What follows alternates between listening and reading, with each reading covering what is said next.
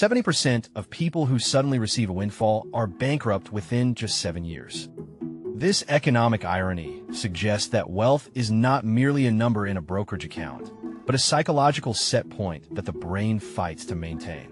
This internal regulator, known as the financial thermostat, dictates exactly how much capital a person is comfortable holding before their subconscious mind triggers a spending or saving reflex. By examining the data behind high-net-worth individuals and those who struggle to break the cycle of paycheck-to-paycheck living, a clear pattern emerges. Over the next few minutes, the mechanics of this internal limit will be deconstructed to show why most people stay at the same income level for decades, and how the baseline of what feels normal can be permanently recalibrated. Every individual operates within a specific financial comfort zone, often established by early environmental factors and repeated economic cycles. For a person conditioned to earn $45,000 a year, a sudden bonus of $10,000 often feels like an anomaly that must be corrected through immediate consumption or unforeseen expenses. Studies in behavioral economics show that when an individual's liquid assets exceed their internal thermostat setting, they experience a form of psychological cognitive dissonance. The brain perceives the excess capital as a surplus rather than sustenance, leading to a subconscious search for ways to return to the familiar baseline of a low bank balance.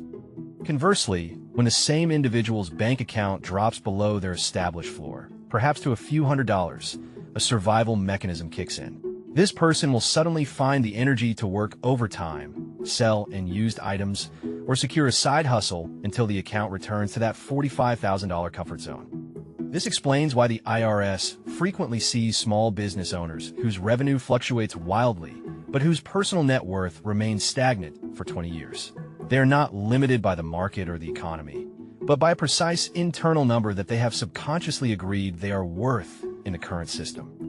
But here is where the data gets interesting. If the environment changes without a corresponding shift in the thermostat, the individual will eventually sabotage their success to return to their original state. When a professional who is used to earning $100,000 suddenly lands a contract worth $500,000, the financial thermostat is thrown into a state of alarm. Without an internal recalibration, the subconscious mind often initiates what psychologists call defensive spending to alleviate the pressure of having too much. This sabotage rarely looks like a deliberate mistake. Instead, it manifests as a series of unfortunate events.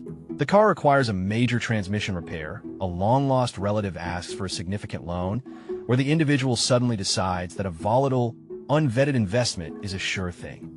Data from the National Endowment for Financial Education suggests that nearly 1/3 of lottery winners declare bankruptcy, often because their internal thermostat was set at a much lower frequency than the millions they received. Their environment changed by 3,000%, but their financial identity remained at the original level. The same principle applies to high-earning athletes. A study of former NFL players found that 16% file for bankruptcy within 12 years of retirement. Despite earning millions, their spending habits were calibrated to a level that required a constant, massive inflow of cash, making them fragile to any change in income. The data tells a different story for those who have built wealth slowly. Their thermostats have been gradually notched upward, making them resilient to temporary market downturns.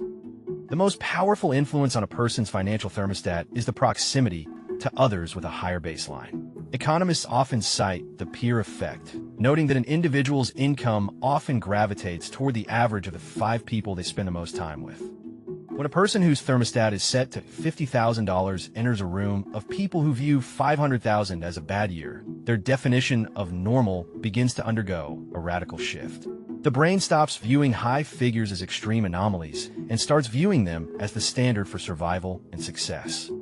This is why high-level networking and masterminds are often valued not for the information shared, but for the expansion of the possible. If a peer group treats a $20,000 monthly recurring revenue as the bare minimum, the subconscious mind stops sabotaging efforts to reach that number and starts treating it as the new floor. Conversely, staying in an environment where debt is normalized and wealth is viewed with suspicion locks the thermostat in place. The social cost of out-earning one's peer group, such as fear of judgment or alienation, acts as a heavy weight on the dial, preventing any upward movement. However, Shifting the thermostat requires more than just a change of scenery. It requires a deliberate rewrite of the financial identity. To permanently raise a financial thermostat, one must increase their financial literacy to the point where large numbers no longer trigger a fight-or-flight response. This involves studying the flow of capital, understanding tax structures, and becoming comfortable with the language of balance sheets and cash flow statements. Practicing controlled exposure is another method used by high performers. This involves physically entering environments such as high-end real estate, open houses, or luxury car showrooms. Not to buy, but to normalize the presence of high-value assets in one's immediate reality. When the subconscious mind begins to see $1 million not as a mountain, but as a manageable tool, the self-sabotage mechanisms begin to fade. The focus shifts from how do I spend the surplus to how do I manage this baseline. The data shows that those who successfully recalibrate their thermostat rarely return to their old income levels, even if they lose their current job or business.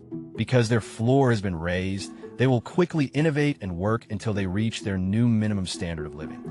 Wealth, therefore, is not an external event that happens to a person, but an internal setting that they choose to maintain through their environment, education, and identity.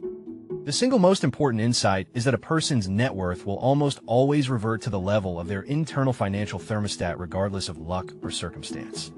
If this changed how you think about wealth psychology, the next video breaks down the specific tax strategies used by the top 1% to protect their capital.